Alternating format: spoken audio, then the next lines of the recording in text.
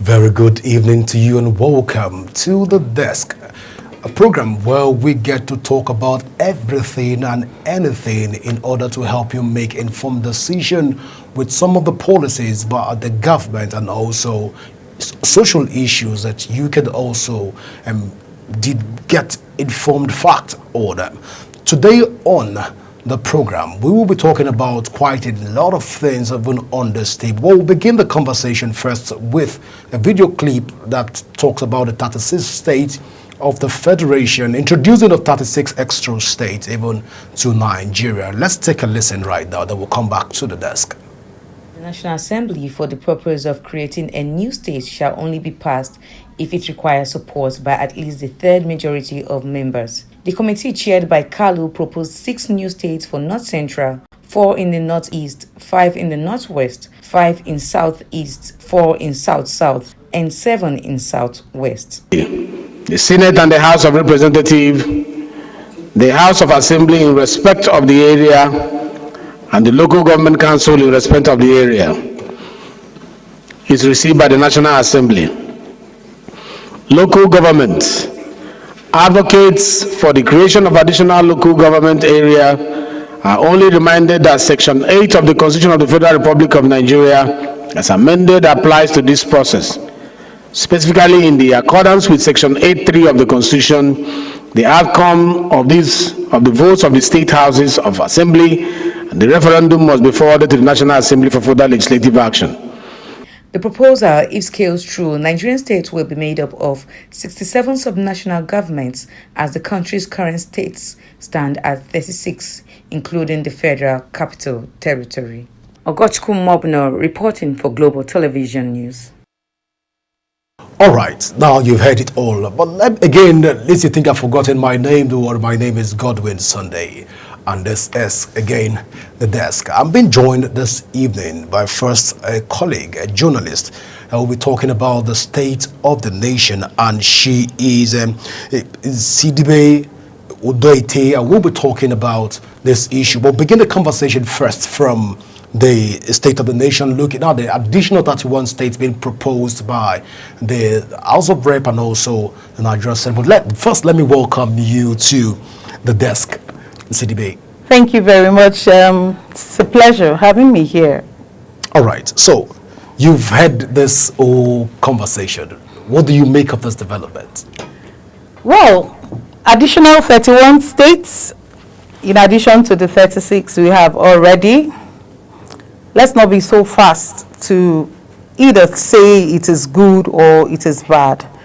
I think we should be very objective and look at, the two sides of the coin, the positive impact and the not so positive impact. I don't want to label it negative, More so, the proposal has just landed on the floor of the National Assembly, so it's not as if it's been signed yet. I'm looking at it in the positive way that it's going to bring more representation, especially to the areas that felt that they were marginalized. It's also going to open up job opportunities, and that's going to help us, with the government of the day is trying so much to ensure that there is employment. So with the creation of these states, so we hope that there will be job opportunities, also investments. Look at the investment part. There will be investors coming into the new states, so let's look at it from that point. It's not a bad deal for me. Well, look at the fact first that we have 774 local governments.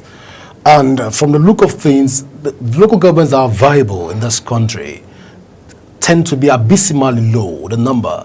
And when we talk about the 3 tiers of government, look at the states that we have right now. Most states in the country still struggle to make ends meet in terms of paying even their workers, their entitlement. We've seen state-owned workers for months, for years. They can't even pay. And now we are proposing to create additional 31 states. From another perspective, won't this be wouldn't it widen the burden of the federal government, knowing fully well that Nigerian practice a unitary system that is masking as a federal system? Now we call it a federalism, but we all know that when the chips are down, everybody run back to the federal government and seek for some form of allocation. In this scenario, you think that such conversation will propose? I think it's high time that all states become self-sufficient. So creating these extra states, this extra 31 states, who knows? It could be for our good. They should test the waters first. There's a mandate that says the more the merrier. So, I mean, let everybody go back to its states. When we moved from 12 states down to creation of other states by the military administration, we've had that conversation, and we've seen where the creation of states led to more cumbersome problem. Let us not dwell on what happened in the past. Let us move on. The government, I'm not speaking for the government. No, nobody say you're speaking for the government. I'm not speaking for the government. Examination right now. But, I'm just thinking. Let's examine the 36 states right now, even in Nigeria. Take it from the 6 geopolitical zones right now. Look at it. Let's go to the southwest and pick Oyo, Lagos, Oyo, Ibadan, Ogun, Ekiti, Akure, Ondo, Osun, and what have you. Look at the 6 states from the southwest geopolitical zone. Move down to the southeast geopolitical zone, the Enugu, Abia, Igbo, Ebonyi, and Anambra. Now bring those 5. Come back to the south, look at the various states, and come down to the north. All of the states put together, how many of these states can we say, in terms of productivity, can measure or can measure up with that of Lagos State and some odd like River State, that can measure up with Kano State? How many states can we say? Now let's use that as a base for the conversation right now. Do you think we are even ripe, or we are even qualified to even make a proposition to say that we want to even create other state at this point? Well, we will not be the best of evaluators. But since it has been proposed, thankfully, it's not that it's been stamped. Let us look forward. I still believe that, how many states does America have? 50. So, and we are proposing plus 31 plus 36, that gives us about 67 states. So we are beating American by all ramifications. Aren't we the giant of Africa? We are the giant of Africa, but somebody said that Nigeria is a sleeping giant. Also, so I reject. Somebody said, country. Of course, yes. I never mentioned that. I want to be very positive. Okay, I know the positive, but let's face reality. As a journalist, we hold objectivity. Like I said when I started this discussion, I said that there are 2 sides to it. The positive side, which is the side of the investments, I've talked about representation, autonomy and all that, and the not so positive side. I particularly don't want to use the word negative side, because I also know that it's going to pose a lot of pressure on the federal government. But they are also aware of this, and I believe that they are equipped. If they say they want to, they agree to extra 31 states, that means they're ready for it. They're ready to do the job. And like I said, let us not just always dwell on the failures of the past. I just have this belief that we're moving on, we're going forward, Let us believe and let us work towards it. What is Lagos State doing that is making them ahead? Let other states copy. What is Kano doing? What is Port Harcourt doing? What does your state have that can make you self-reliant? What can you bring to the table? This is the point where every state should come and tell us, what can you bring? We don't want the creation of states and then you run back to the federal government to give you peanuts. I wish and I hope that the government of the day will be able to channel a course or do something that will make every state self-sufficient, thereby making it easier. There won't be so much pressure on the federal government, and then we will begin to harness this positive sides that I earlier on highlighted. But in light of this, don't you think that the negative side right now outweighs the positive side? That you fail at the beginning does not necessarily mean that you're a failure. Going by historical facts, we know historically that when Nigeria started talking about federation, regionalism by the Richard Constitution of 1946, and we moved down from that Richard Constitution, we begin to talk about the Macpherson Constitution, and we moved down to the Littleton Constitution, and other constitution that we've seen, the Independent Constitution that gave rise to states and go on, expanded the state bracket. All of the states that have been created so far in Nigeria, we've seen this narrative.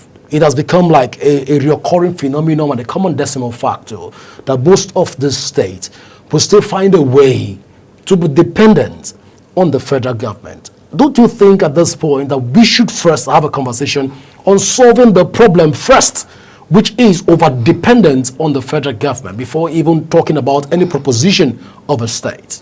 Well, I quite agree with you somewhat. And it is on a program like this that our voices can be heard. We can now begin to propose to the powers that be that let us go back to the drawing table and check, are we really ready for these extra states?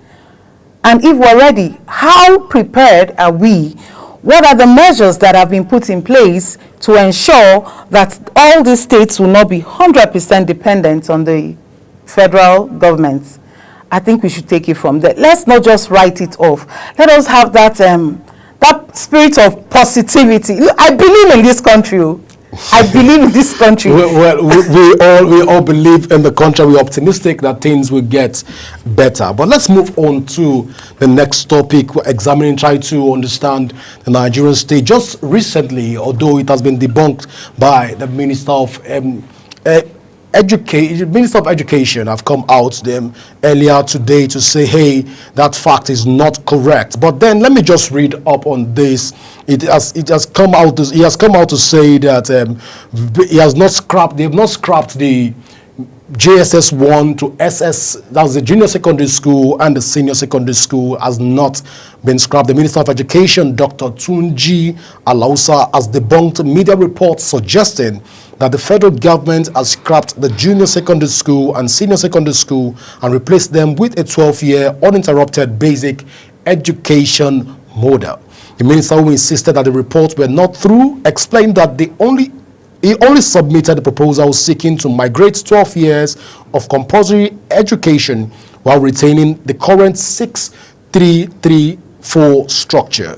The minister had on Thursday during a 2025 Extraordinary National Council of Education, a meeting of the highest policy-making body held in Abuja, proposed a 12-year basic education models in Nigeria. Now, let me come back to you. We've heard the minister spoke yesterday, and the minister has come out today to debunk this particular issue and said, no, we have not scrapped the junior secondary school. We have not scrapped the senior secondary school.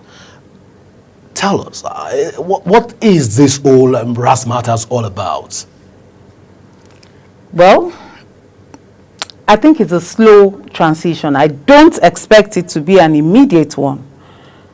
But my 2 cents to the Honorable Minister of Education, I wish that we could inculcate that practicality in schools, like identifying technical students and making them grow on it. It's not just about, the world has, in fact, I don't want to use the word education is a scam. It's not a scam, but we can see that children can do, there are children that can do other things aside from read and write.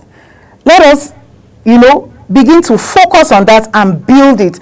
It's not about the 6-3-3-4 or 6-12. It's not about it. It's in the quality of what we're doing. If we're doing the 6-3-3-4 or the 6-12, whatever the minister has proposed or is proposing or has debunked, what implication, what positivity does it have on the life of the learners? I happen to be an educator, and in a class of, let's say, 50 pupils, let's take that as an example. There are children who are talented in other things apart from mathematics and English. They may not score well there.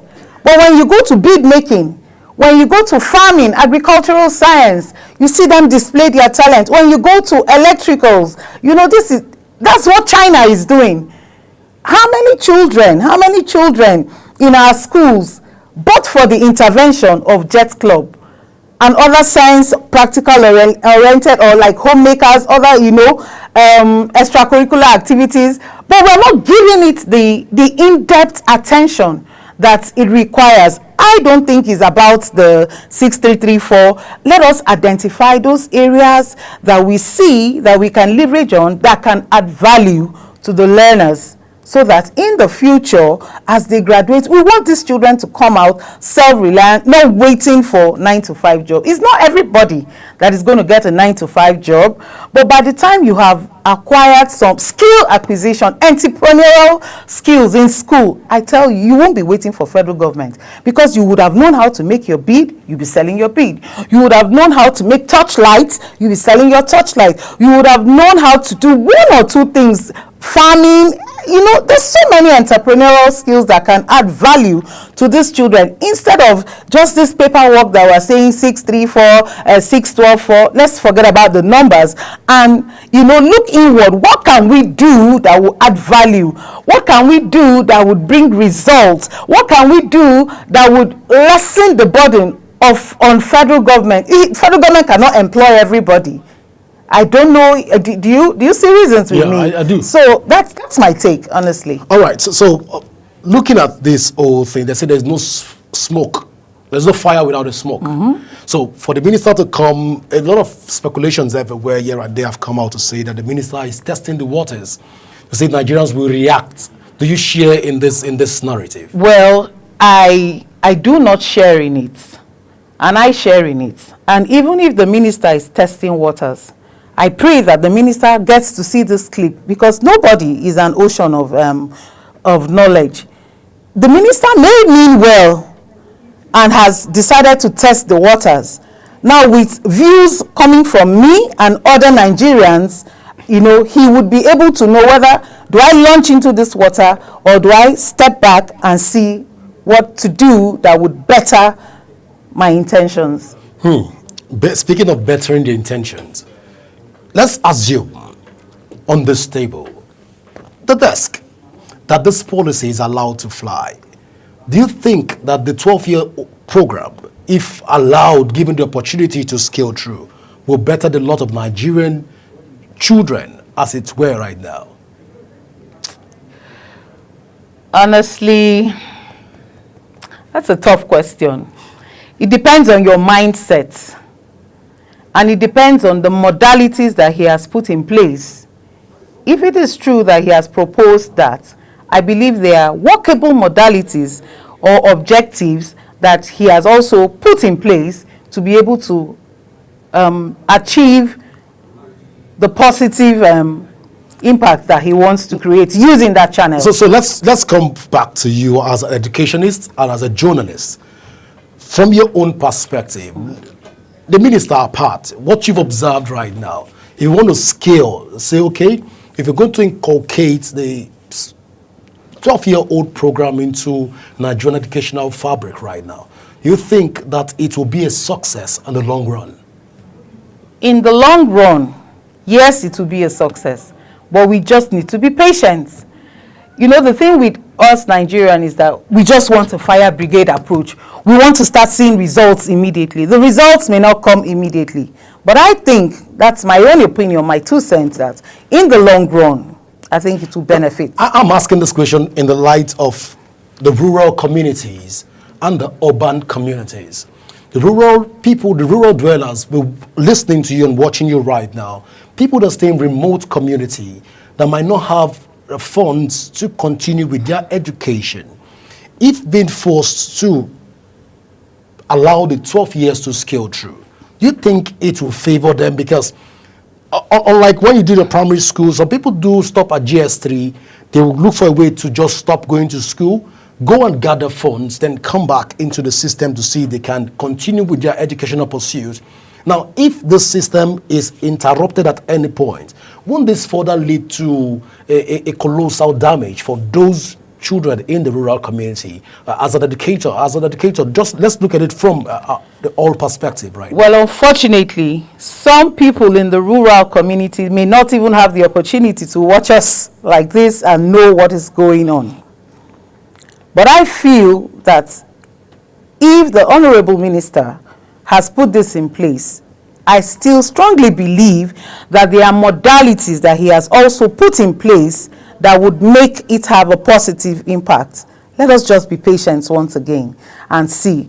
I know and I believe that it is in the good of it. It's just that I want more emphasis to be placed on entrepreneurial skills, so that peradventure you drop out. If you have learnt 1 or 2 skills, from that skills, you would gather money and launch back. Before you launch back, another school of thought will say that the minister has introduced this particular, allegedly proposed this particular 12-year educational model in order to scrap out the transitional exam, which is the junior WAEC that will take you to senior secondary school. But at this point in time, I'm curious. You have been in the educational space for a while, and you understand the way you've written about education, you spoke about education, and you have passion for education. I'm curious, if this is allowed to fly, are there modalities to deal with examination failures, or they will just allow people that fail in the school system to go through? Let's even look just a pause on this. I most want to assure you, like I said, I'm not speaking for anyone, but I do know that an educational person is always very, very intentional. There must be a modality that has been carefully put in place to ensure we don't derive joy. No teacher, no lecturer derives joy from failing his or her pupils or her students or her learners. So there must be modalities that have been placed on ground to ensure that it does not negatively affect the learners. I can assure you of that. Okay. Lastly, on educational matter, even on the country, a lot of people have come out to say that most private school tends to give free hands to their students in terms of promotional exams.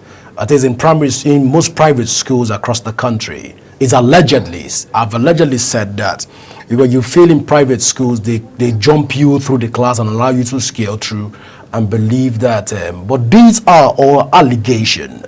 You are in the sector. How correct is these assertions? Yes, I'm in the system, and I would not want to sit here and say it is correct or incorrect. But I want to use this opportunity and I want to use this platform to tell you there is nothing that the private schools are offering that government schools are not offering. In fact, I also want to sit here very proudly to tell you that the best hands are in the government schools. That is where you see teachers put in their areas of specialization, unlike in the private school. Please mark my words, I am not saying all private schools, but a lot of private schools employ teachers that are not trained, teachers that are not capable. You just drop out or you just finish your senior WAEC, and while waiting to get admission into the university, you can be employed in the private school, but that cannot happen in the government schools. So you have the best hands there. I don't want to start saying that yes, a lot of miracles happen or a lot of corners are being cut in the private schools. You're in the system and you also know, but I'm telling you here very proudly and confident that the best hands are in the government schools. So send your children there if you want the best for them. Well, I will take you by your word, and I'll think about your proposition right now. Oh yes, do. but on a general take, we're looking at doing an overview on the Nigerian state right now. What is your general take on where we are right now as a people? Well, we are on a journey to greatness. And I must tell you most truthfully that such journeys are not always very easy. It is very difficult now, but I see that the future would be better. So I'm willing to take this walk with the new Nigeria that is evolving. Things are happening, both the good, the bad, and the ugly. Let us not just dwell on the bad and the ugly. Let us look at the good things that are happening and that are yet to happen and hold on to it in faith. We're getting there. Now you sound like a prophet. I wanted to say amen and collect some things from me, but Oh yes, amen. I'm not a prophet, but I know we're getting there. We're getting to the promise. all right, we'll get there by God's grace, like we do say in Nigeria. But I want to say at this point, thank you so much, Isidibe, for being a part of the desk this evening. It's been a pleasure. I hope to do this again with you. Well, definitely we will bring you back again to come talk about the state of the nation and other pressing issues. We'll go for a short break right now. And when we come back, more on the desk. The conversation never ends, even on the desk. Stay with us as we continue in a moment.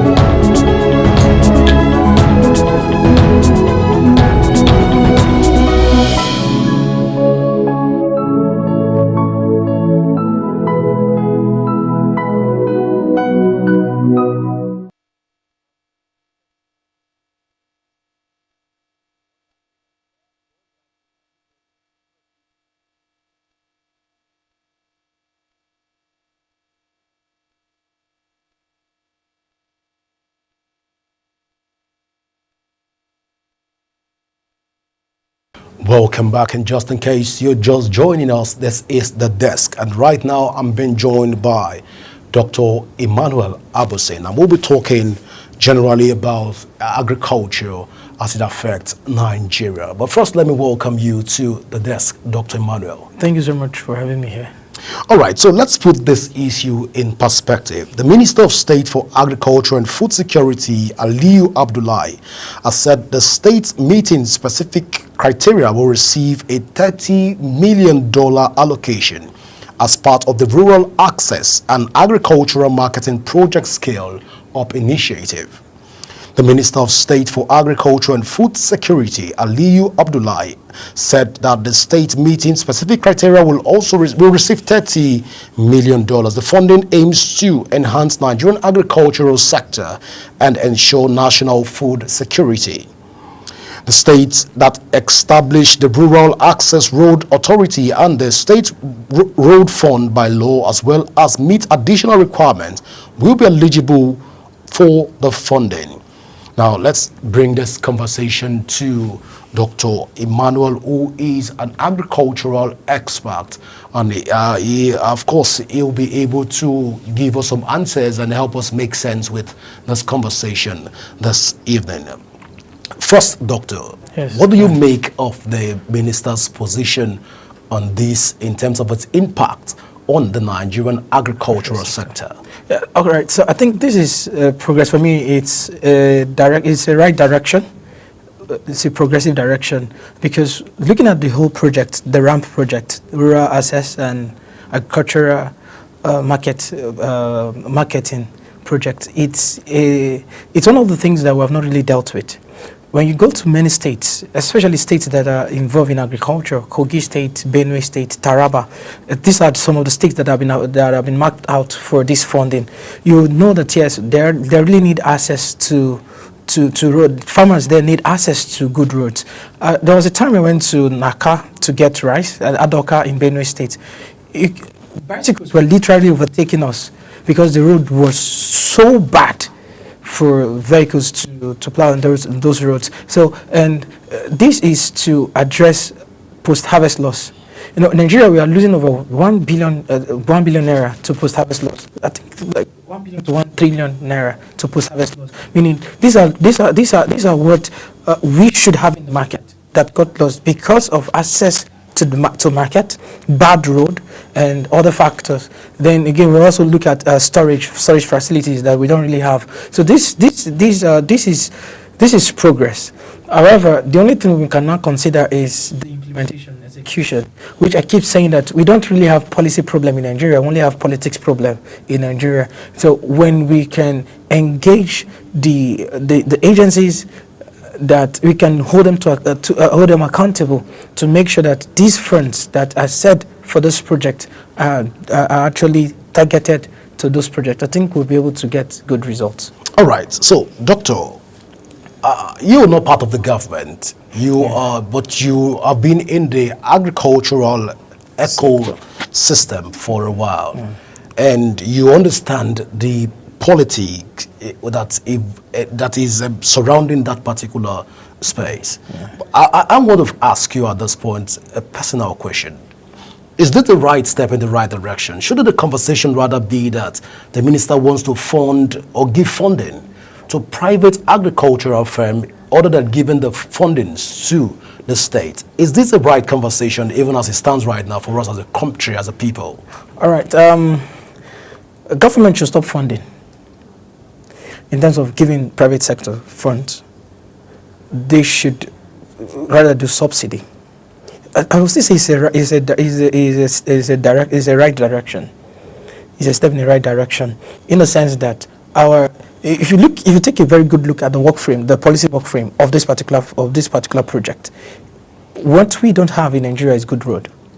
When you compare Nigerian roads to some other countries, especially countries that are doing agriculture currently that we are praising, like Rwanda, you can see that all of their provinces have good road networks.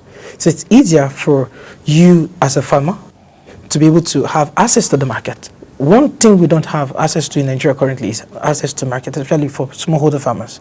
So the off-takers, who are the middlemen, are the ones that benefit more from agricultural processes compared to the farmers. So this particular funding goes down to the farmer. The farmer benefits, because in the same policy work frame, there is agro-logistic hubs. Now, so if we're going to promote exportation, That is a very good, that is a right step, because what we have before now, during the Granite Pyramid down the north and all of that we had before the oil boom, was logistics hub, that these products are being aggregated from different parts of that region and brought to a particular hub center, and then it has access to the market. So if we can address that access to market, if every smallholder farmers in Nigeria, one of their big challenge is access to funding and access to market. Then access to market is a very critical factor here, and we have seen issues where government funds, both private bodies and other sectors, something like the Anchor Brass program, over 1 trillion naira was injected into that particular project. What was the outcome of it? So funding, when government fund, it becomes like a national cake. What we see is national cake. This is my part of the cake. Let me have it. So until we start funding we start funding process. If you even look at financial sectors don't give, financial sectors that actually want to fund agriculture don't give direct funds to other farmers or other players.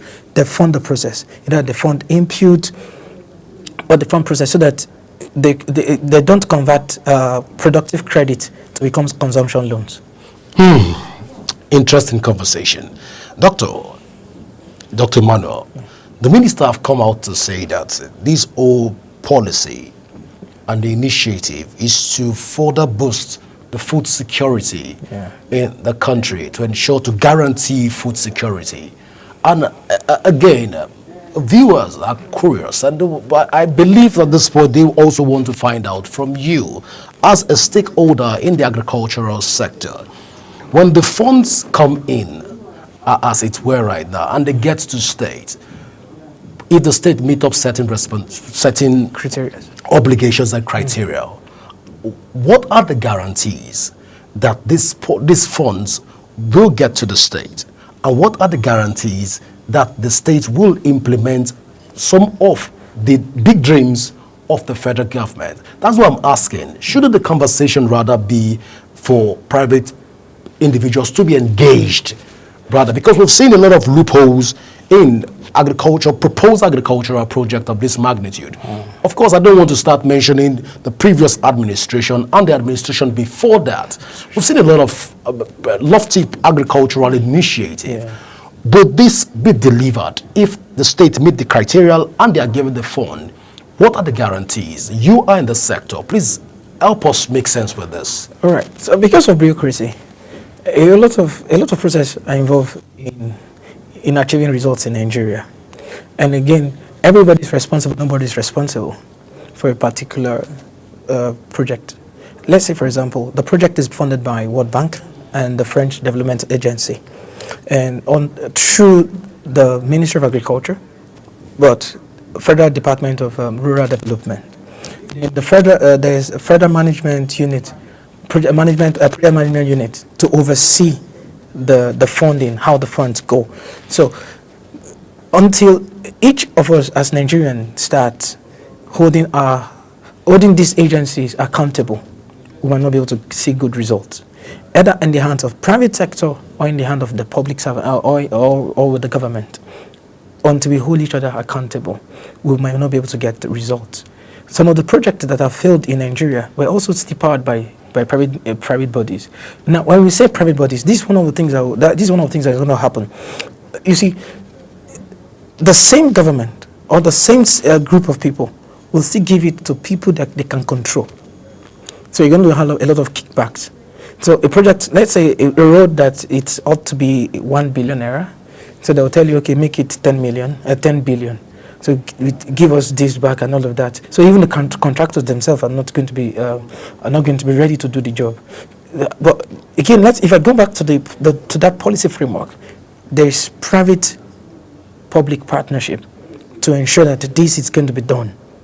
So what we need to do now, and what Global TV currently is doing, addressing these issues, will make Nigerians be aware that, okay, this is actually happening, and then we can now start to put the whole, make accountable agencies that are meant to deliver this.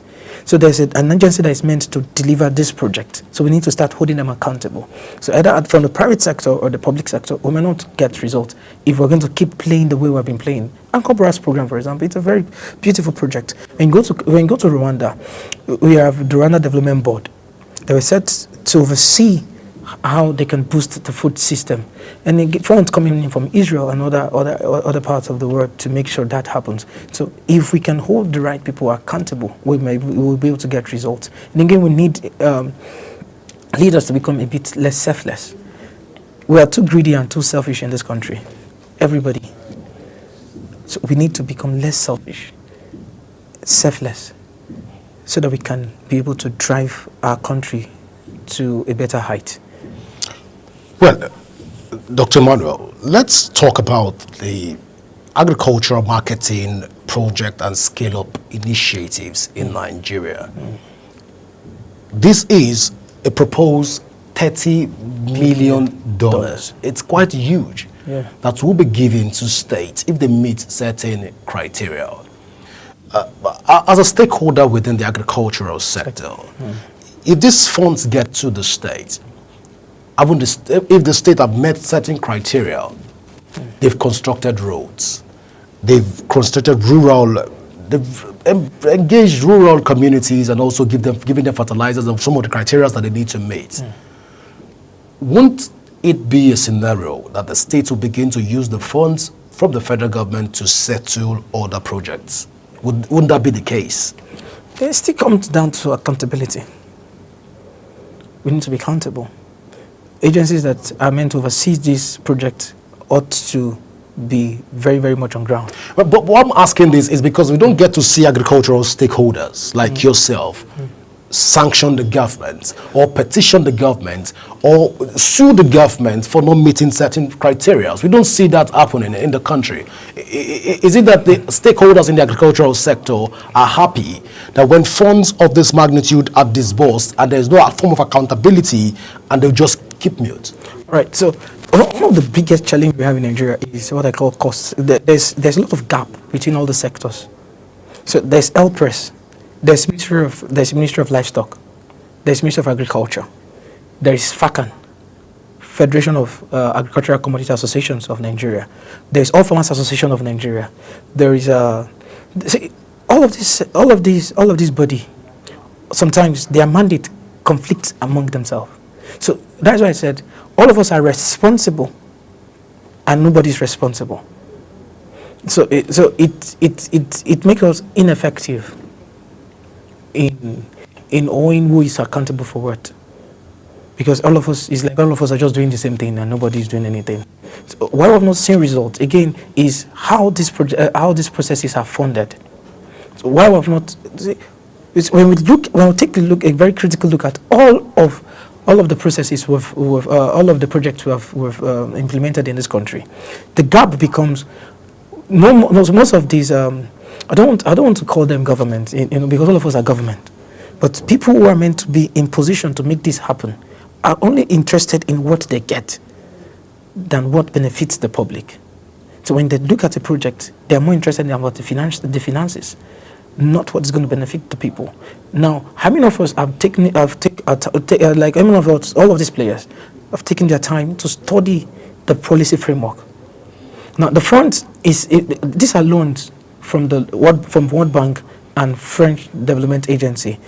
So we don't even understand how the funds are being, how we got the funds. So we just see money, and the next thing is, okay, I want to take my own part of the share. In this country, it's like everyone wants to take a bite of the cake.